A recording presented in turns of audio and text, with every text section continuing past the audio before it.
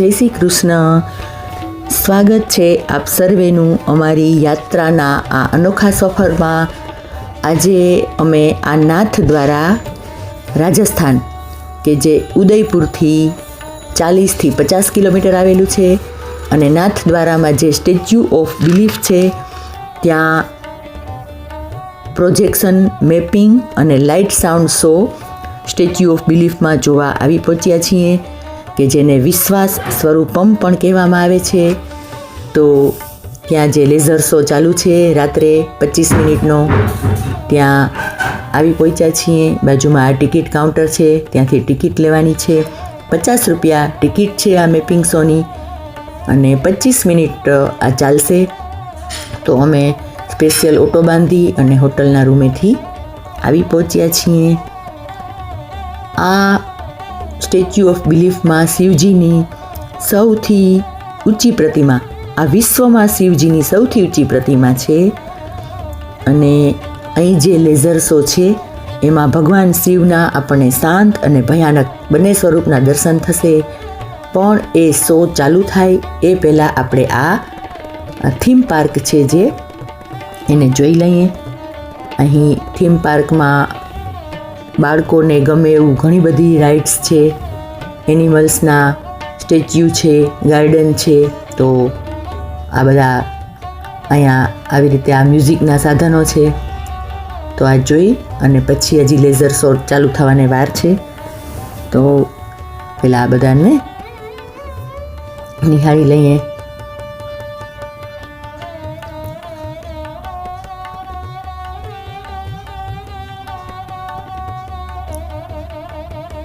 આ શિવજીની પ્રતિમા એ 370 ફૂટ ઊંચી છે અને 112 મીટર. અને નાથ દ્વારામાં તો મંદિરથી 3 કિલોમીટર ખાલી 15 મિનિટમાં ત્યાં પહોંચી જવાય છે. તો જ્યારે તમે રાજસ્થાન, ઉદયપુર, નાથ દ્વારાની મુલાકાત લ્યો ત્યારે આ જગ્યાએ અચૂક આવવા જેવું છે. અને એમાંય Aji projection, mapping, light and sound show છે એ પણ જોવા જેવું છે. જો અહીંયા જન્મથી માંડી અને મૃત્યુ સુધીની જીવન યાત્રા છે, એના બધા સ્ટેચ્યુ રાખેલા છે. આ બાળક જન્મે, મોટો થાય, સ્કૂલે જાય, એ બાળકોને સમજાવવા માટે થઈને આ બધું રાખેલું છે, જીવન યાત્રા.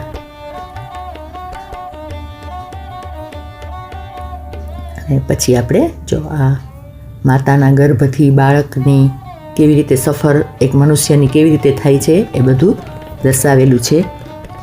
તો એ જોઈ અને પછી આપણે શો ચાલુ થશે તો ત્યાં ગોઠવાઈ જશું. એકદમ મોટો ગાર્ડન છે.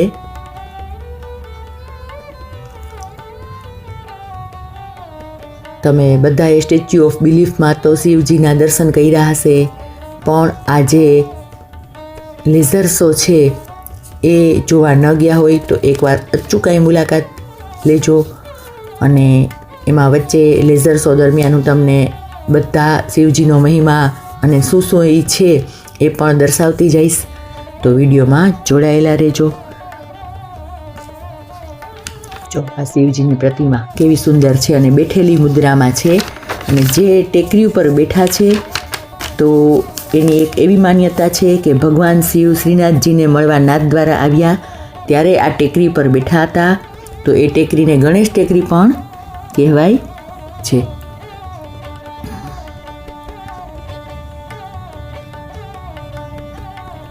જો આ શો ચાલુ થઈ ગયો છે અને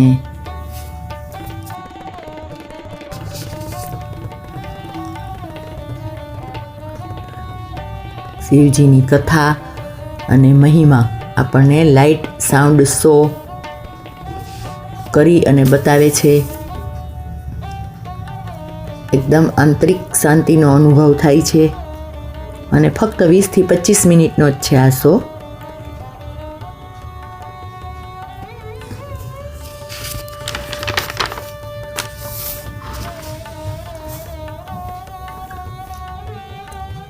ભગવાને જ્યારે સમુદ્ર મંથન વખતે ઝેર નીકળ્યું અને કોઈ પીવા તૈયાર નહોતા ત્યારે ભગવાને ઝેર પોતે ગ્રહણ કરી લીધું હતું અને એના ગળામાં રહી ગયું હતું, પેટ સુધી નહોતું ઉતાર્યું, એટલા માટે નીલકંઠ વર્ણી કહેવાયા.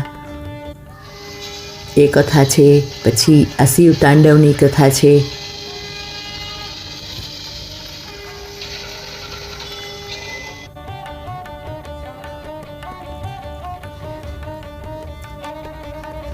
પછી દક્ષ પ્રજાપતિના યજ્ઞમાં શિવજીનું અપમાન કર્યું અને સતીએ પોતાનો દેહને અગ્નિમાં હોમી દીધો અને પછી શિવજીએ જે તાંડવ કર્યું હતું અને એ બધું તમને અહીંયા સાઉન્ડ દ્વારા સમજાવવામાં બતાવવામાં આવે છે.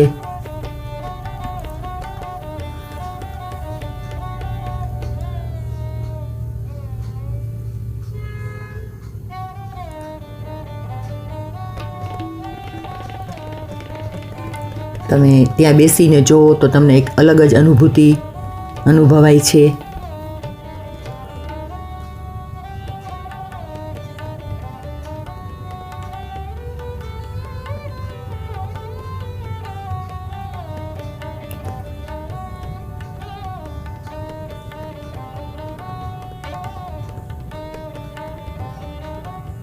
નાથ દ્વારાનો વિડીયો પણ મેં મૂકેલો છે. કાકરોલીનો છે.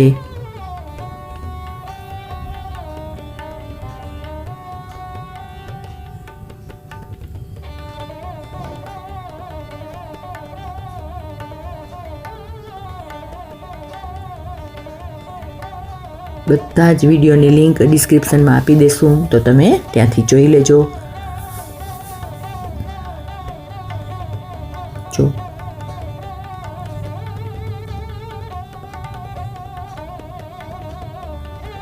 ભગવાને ચંદ્ર કેમ ધારણ કર્યા છે પોતાના મસ્તક પર, એ બધું બતાવવામાં આવે છે.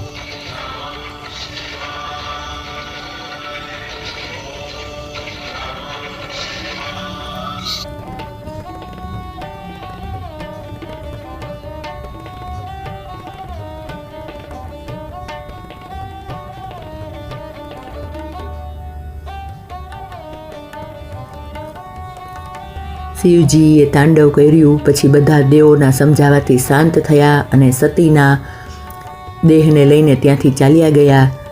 જે સતી અગ્નિમાં સમર્પિત થઈ ગયા હતા એમના દેહને લઈને ત્યાંથી નીકળી ગયા અને પછી જ્યાં જ્યાં એના સતીના શરીરના અંગો પડ્યા તે બધા શક્તિપીઠ થયા. એ આપણે ઇતિહાસ સર્વે જાણીએ છીએ. એવું આ શિવજીનું મહાત્મય છે. શિવ કથાના મહિમા અહીં દર્શાવવામાં આવે છે. તો 25 મિનિટમાં તો આપણને શિવજી વિશે ઘણું બધું આપણને ખ્યાલ આવી જાય છે.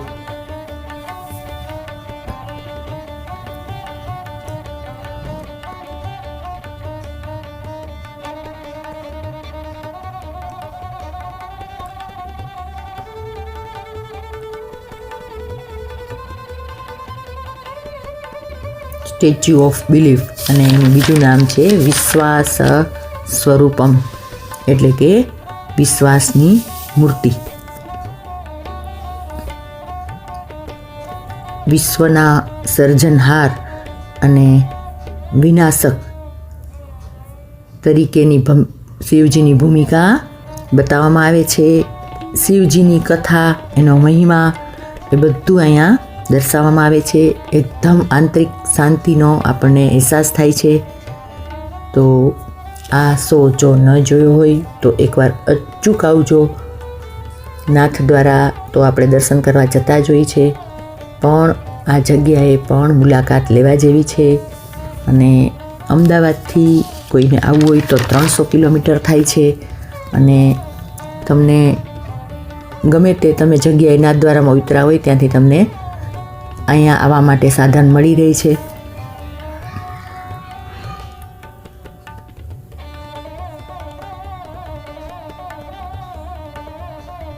જો આ તાંડવ જો એકદમ સરસ રીતે દર્શાવેલું છે.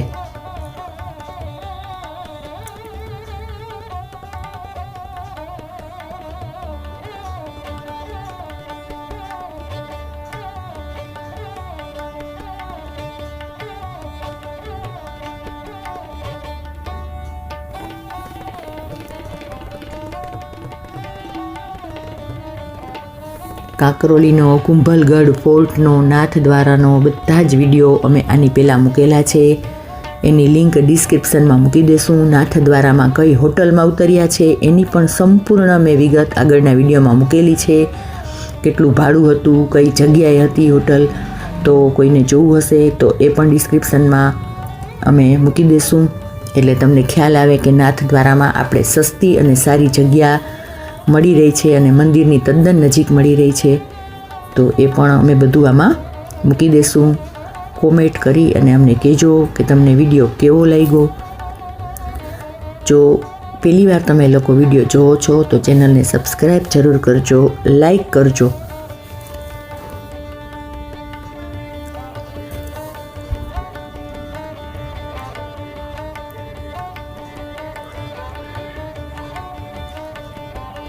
જો સરસ મજાના શિવજીના જીવન વિશે જાણકારી લઈને હમણાં થોડી જ વારમાં હવે આ શો પૂરો થશે. જો આ ભગવાને ઝેર ગ્રહણ કર્યું હતું અને પછી આખા નીલકંઠ વર્ણ કહેવાય. ભગવાનનું નામ નીલકંઠ પડ્યું એ આ સ્ટોરી પરથી પડ્યું છે.